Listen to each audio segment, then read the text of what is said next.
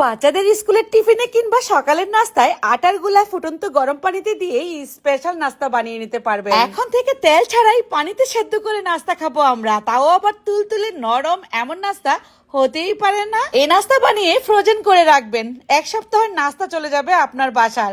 আর তাহলে কথা কেন, চলুন দেখে নেই ঝটপট কিভাবে এত মজার তুলতুলে নরম এই নাস্তাটা বানানো যায় খুব অল্প সময়ে।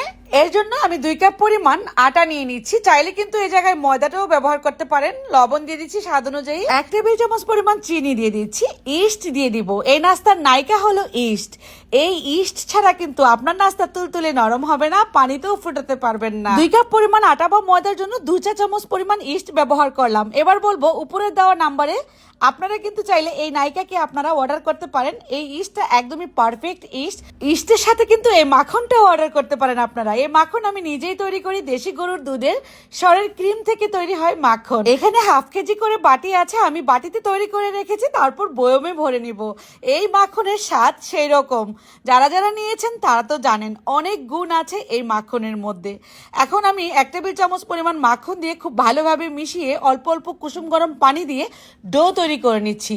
আপনারা অবশ্যই মাখন, ইস্ট আরো অন্যান্য প্রোডাক্টগুলো নেওয়ার জন্য উপরের দেওয়া নাম্বারে কল করে ফেলবেন, তাহলেই পৌঁছে যাবে আপনাদের বাসায়। এই ডো কিন্তু আমি রেস্টে রাখবো না, আপনারা হয়তো বা খেয়াল করেছেন, খুব ভালোভাবে মথে তারপর এ থেকে লেচিগুলো বের করে নিলাম। এই লেচি থেকে এবার আমি হাতে গোল গোল করে একটু লম্বা করে নিচ্ছি শেপটা।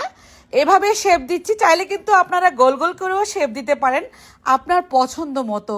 সবগুলো একইভাবে করে তারপর একটু আটা বা ময়দা এভাবে ছিটিয়ে দিয়ে এর উপরে একটু ফাঁকা ফাঁকা করে রাখবেন, দেখবেন যে ফুলে এমন ডাবল হয়ে গিয়েছে। মাত্র 5 মিনিটের মধ্যে কিন্তু এই শেপগুলো ফুলে গিয়েছে।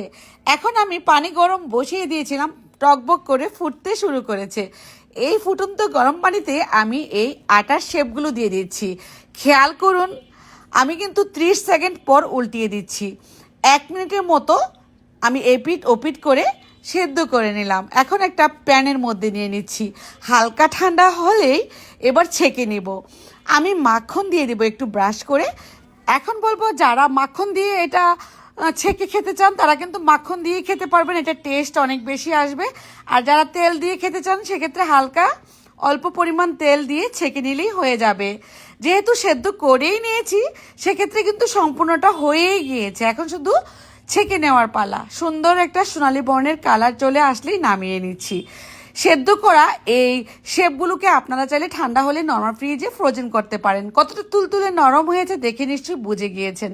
কেমন লাগলো রেসিপি কমেন্টে লিখে জানাবেন, ভালো লাগলে শেয়ার করবেন, আর কোনো মতামত থাকলে ইনবক্সে জানাবেন। আল্লাহ হাফেজ।